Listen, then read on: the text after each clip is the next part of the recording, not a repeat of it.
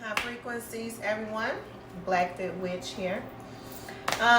We have now just stepped into December, which they tell us is the 12th month. But when I think about Dec or Deci or Deca, you know, even with a decimal, you can move the decimal a place and you're going to the 10th, right? And then you can also look at the dodecahedron. That's what just keeps popping in my mind. Every time I think about Deci, I'm thinking dodecahedron. And so when that first popped in my mind, dodecahedron, I'm like, okay, that's 5 sides. So I pulled it up to look at the symbol of a dodecahedron. And looked at one of the cubes of a dodecahedron where it's multiple dodecahedrons coming together.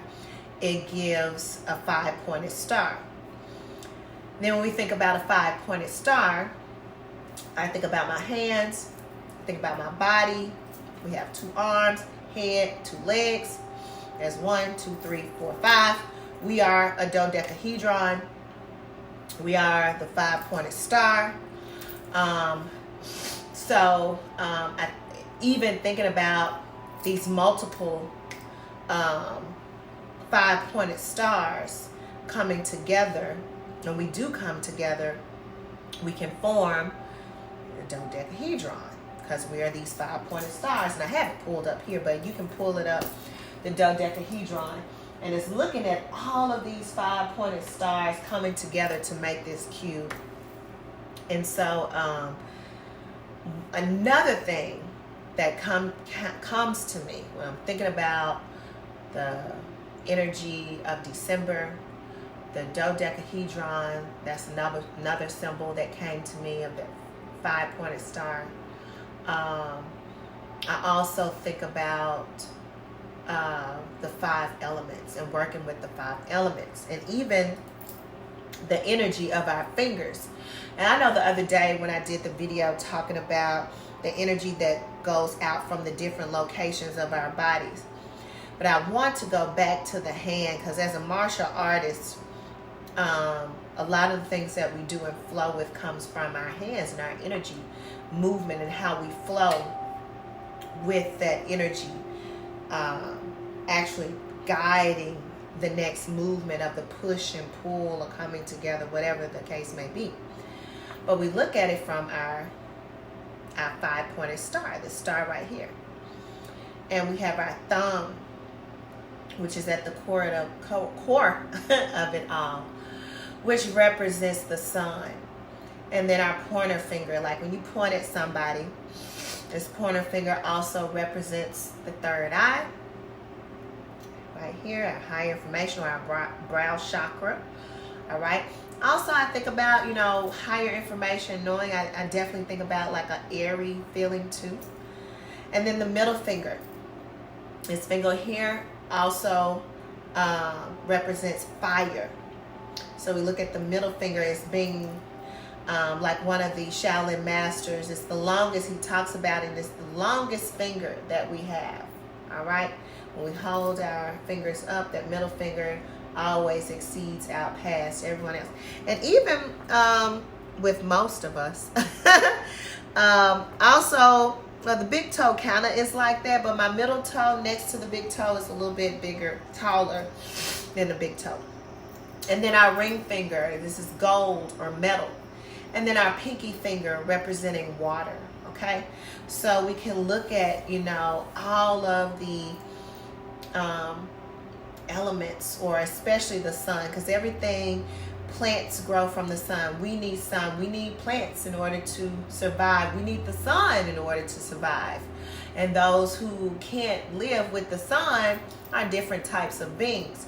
But most of us, if you're watching this, more than likely you are a light worker, and you are using the energy and letting the energy from the sun infuse you. So looking at even working with the elements and working with the hand energy, projecting that energy out, like I was telling you all the other day, even energy comes from the hand, but also the feet as well, and then our eyes, and then our crown. So using And imagining, also seeing in your mind's eye, in that third eye, that energy flowing from your feet. And you can always have this energy flow right back to you. It doesn't have to go out to anybody in particular. We're going into this solar eclipse. We just left out of a lunar eclipse, and now we're going into a solar eclipse. So we're going into mirror images. It's like, we looked at it in the dark. Now we're looking at things in the light. All right. So things that may not been clear to you in the dark, you may not have been able to see it in the dark, is getting ready to be made visible in the light. And in this was also very, very cool about this. We're in a new moon energy, which we have a new moon, which is also still working in the dark, because the new moon isn't the full moon that's bright and full. It's dark. You can't see the new moon. All right. But it's also a solar eclipse. So we're looking at the sun and the moon. We're looking at, the duality of things.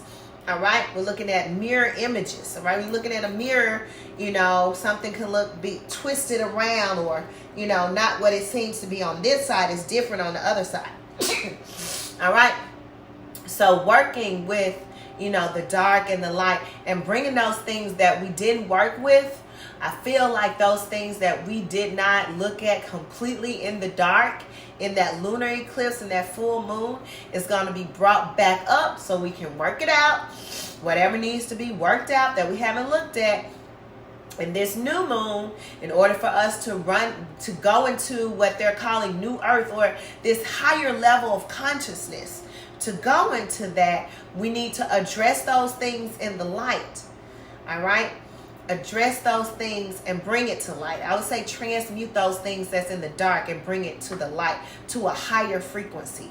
Bring those things to a higher frequency. So that's December the 4th.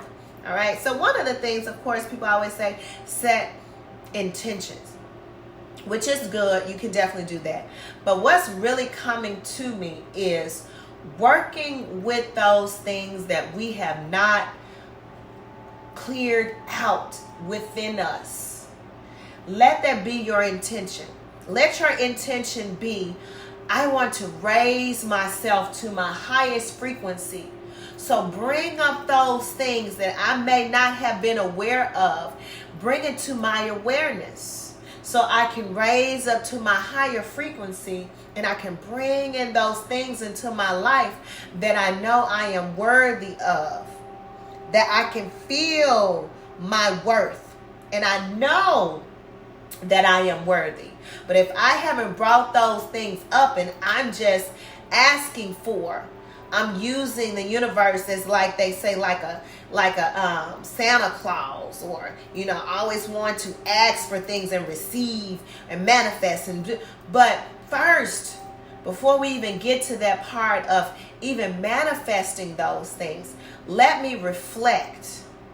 Let me be like that solar eclipse and this lunar eclipse, these eclipses. Let me do a reflection on the dark that's in me and bring it to light and transmute that energy to a higher frequency. So not only just my person, not just me, but all of those who are around me, and the energy that I work within me, I can see that reflected in other people doing that work for them. So this is part of the intentions that I'm doing for this solar eclipse, this new moon, December the 4th. And more things shall come, but of course, in December, like I said before, in the energy of the Deci and the 10 of the dodecahedron, those are things that's coming to me. I may even get a 5-pointed star just to wear and work with those different points that I said, the meaning of these fingers, which is also the 5-pointed star, which when all the dodecahedrons come together, they create the 5-pointed star, right? So, yeah, that's my video for today. So I want to leave you in blessings. Put out those higher frequency intentions. Much love and worthiness, because you are worthy of all the abundance. And, of course, high frequencies.